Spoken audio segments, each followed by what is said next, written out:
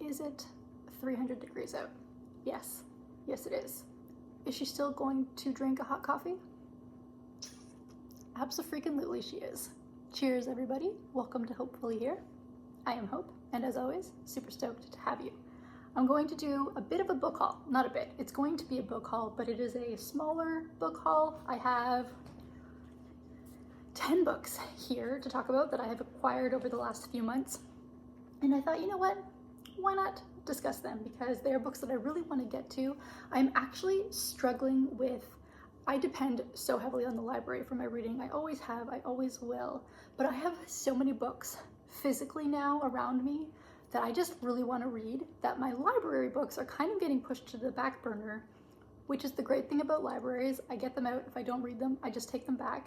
And then if I want to get them out again, I can. Whether or not I have to wait or not is a totally different story. But I don't know, my physical TBR right now is something that really interests me. I have Big Book Summer Challenge that I'd really like to dive a little bit further into. I'm very, very behind on those books that I wanted to read. And now these ones, and I think that I might just start prioritizing my own physical TBR for a bit. And that feels really good, except for, I'll show you two exceptions. I have The Wren and the Holly Library by K.A. Lind, and I finally got Funny Story by Emily Henry. I really, really want to read this. And the wait list behind me is still eons long. So I think these are two library books that I will kind of more prioritize over the next little bit. But my physical TBR is just really calling to me, and that makes me super happy. Let's start with the fact that I have ARCs for the first time in my life. I've got a few advanced readers, and I read a couple of them already. And I'm not sure if I'm going to talk about them in depth in a different video or not, but I figured I would show you what I got because it's very fun. The Night We Lost Him by Laura Dave, who wrote The Last Thing He Told Me. So this book is coming out in October, and I have read this. And if you liked The Last Thing He Told Me, you will enjoy this. This story is totally different. Nothing is the same. You won't find any kind of like similarities in terms of reveals or anything, I don't think, but if you liked the tone of that story and the sort of family dynamics in that story, I think you will enjoy this one as well. It's a page turner. It's a book that if you're just going on like a plane ride or anything like that, you just need something to kind of engross you for a little bit that you're going to be able to just keep reading. This was really entertaining, so I had a great time with this. I also have Things Don't Break on Their Own by Sarah Easter Collins, and this actually comes out on July 16th of this year. And this is one of the messiest family dramas / mysteries I've ever read. There's nothing tidy about it. The relationships are a disaster, and how the story unfolds is like you think you know what's coming, and then it does sort of happen in a way that you would expect, but the writing is really good and the storytelling is really good. So I enjoyed this way, way more than I thought I would, and I'm really, really glad to have picked it up. If you like messy sibling dynamics, family relationships, I would say maybe worth checking this one out. Like I said, it comes out on Tuesday, July 16th. I also have The Singer Sisters by Sarah Seltzer, and this follows two generations of folk rock dynasty collide over art, love, longing, and family secrets in this captivating and poignant debut novel. Love that. Music is something that I thought I was going to do with my life, so I enjoy stories about music, and I enjoy stories about art. I'm very intrigued by this one, and this one comes out in August.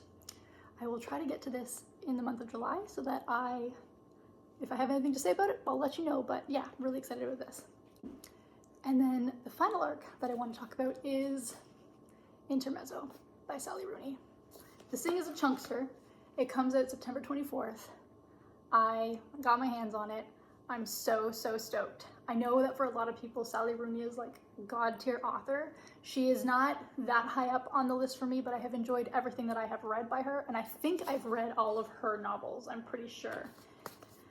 And I figured, you know what? I have the ability to get this one in advance. I'm gonna take it. And so it is in my hands, it is in my possession. I'm absolutely gonna read this. I'm so excited, and again, just like, I'm kind of blown away by the fact that an advanced copy of this book is in my possession. this makes me very happy. I have a couple of books that I bought used, 3. One is East of Eden by John Steinbeck.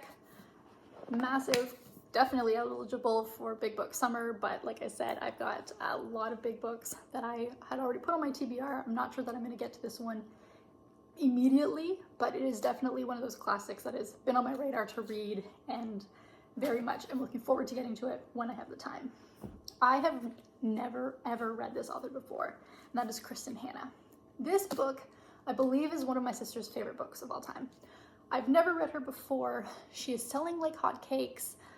Everybody loves her writing. I shouldn't say everybody, that's a very big generalization. A lot of people love her writing. I do enjoy historical fiction, so it's kind of a shame that I haven't read her yet, I think, but I decided to pick up The Nightingale by Kristin Hannah, and I'm very excited to have it. This is it's World War II, I believe, World War II era, and I'm very excited to be reading this.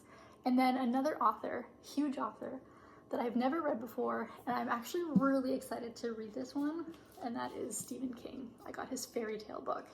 Apparently this is not very horror. It's like a lighter version of Stephen King, and that appeals to me. I have no desire to read plain horror. A lot of his stuff, just in terms of what the storytelling is, I really don't want to read.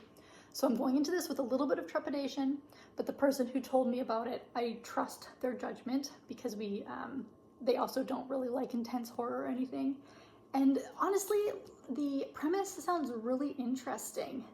It's about a kid who's in high school, and he meets up with this old man, and they have a dog, and I'm not really sure exactly what happens because I haven't read the entire synopsis, but I'm just super intrigued by this book. Very, very curious about this, and I'm super stoked to have added it to my collection. 3 books. These are the brand new books.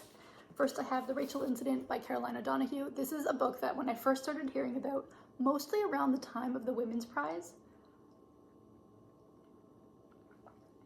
this was definitely selected by a few booktubers to be on the Women's Prize list, and it wasn't. But I've been very intrigued by it since hearing about it, and I haven't been able to get my hands on it. I finally bit the bullet and was just like, you know what? Buy the stupid book yourself. And so I did, and I am very excited to get to this one. Really short. It's about a girl or a woman and a man and a professor, and I think things get messy. So we'll go from there. A brand spanking new release that I have is The God of the Woods by Liz Moore. I am so intrigued by this book.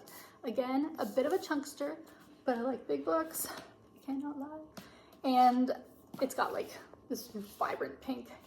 I'm just really curious about this. Somebody went missing, and then I think you're time jumping to later years, and somebody was missing again. I'm not sure. I don't know if it's more thristery. I guess mystery and thriller, thristery. I don't know if it's more thriller, mystery, family drama, family saga. I have no idea. But the cover has intrigued me. The synopsis intrigued me. I really want to read it. Picked it up. And then Time's Convert by Deborah Harkness, which is book 4 in, it's so funny, it's the All Souls trilogy. Book 4 obviously doesn't make it a trilogy. It's kind of an add-on, but there's also a 5th book coming out this month that I have pre-ordered, and I figured, you know what, I own the first 3. I'm gonna buy the 5th. I may as well buy the 4th. The only problem is that when you line them up together, the spines are all different. That kind of drives me crazy a little bit, but first world problems, if there ever was one, is book spines not lining up, right? But those are the books that I have gotten lately. I'm, like I said, just really, really excited about those books. And because my reading I've been struggling with it and slumping, I just feel like maybe it's time for me to focus on the books that I have actually purchased and know I want to read and know I want to get to, and kind of put my library stuff a little bit on pause for a bit, unless something like Funny Story comes up, which I had to wait so long to get that I know I really want to read. But I think I want to start prioritizing my own physical TBR. I really want to start prioritizing my Big Book Summer Challenge books. I'd really like to talk about them and maybe do some vlogs or something on here. We'll see where it goes. I have no idea. This is a by the whim challenge and by the whim channel, and we're just gonna see what happens. But I am very excited about everything that is in my possession right now, and I hope that you are excited about all the books that are in your possession right now. So let me know if you've read any of these, if you love them, no spoilers, and if you really hated them. I don't really need to know that either, but tell me what you're reading right now and what you're super stoked to be getting to next. I'm gonna take my coffee to the couch and possibly watch some Wimbledon, but also possibly just keep on reading because that sounds lovely. Enjoy your day. I'll see you in the next video. Bye.